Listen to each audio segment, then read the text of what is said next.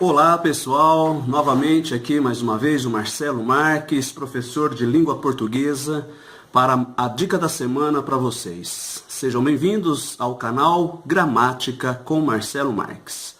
Pessoal, hoje nós vamos falar aqui de um assunto sobre a questão das vozes verbais, certo? As vozes verbais, como vocês já sabem, elas têm a voz ativa, que é quando o sujeito pratica a ação.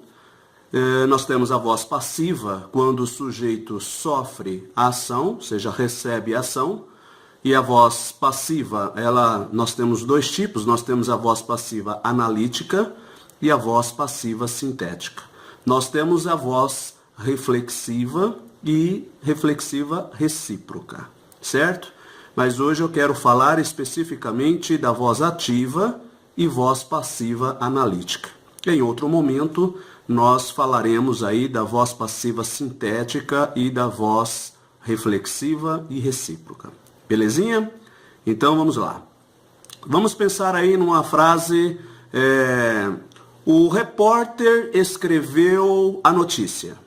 Então vamos pegar essa frase, essa sentença, essa oração, né? O repórter escreveu a notícia. Nós temos aí um verbo de ação. O verbo escrever é um verbo de ação, portanto, o sujeito aí é o repórter e o repórter está praticando a ação de escrever alguma coisa. Quem escreve, escreve algo, escreve alguma coisa, nós temos aí um verbo transitivo direto e a notícia é o nosso objeto direto. Belezinha? Aí nós temos aí a voz ativa, certo? Agora, como que nós vamos fazer para transpor essa voz ativa para a voz passiva analítica? Para a voz passiva analítica, nós vamos pensar o seguinte. Nós vamos pegar o termo a notícia, que é o objeto direto. Nós vamos fazer com que ela vire agora um sujeito paciente.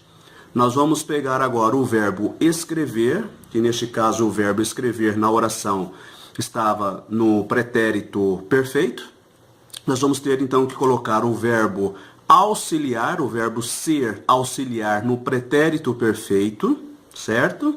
E colocar o verbo escrever no particípio, certo? E colocar aí o repórter logo depois, né? Aí no caso vai ser agora o agente da passiva.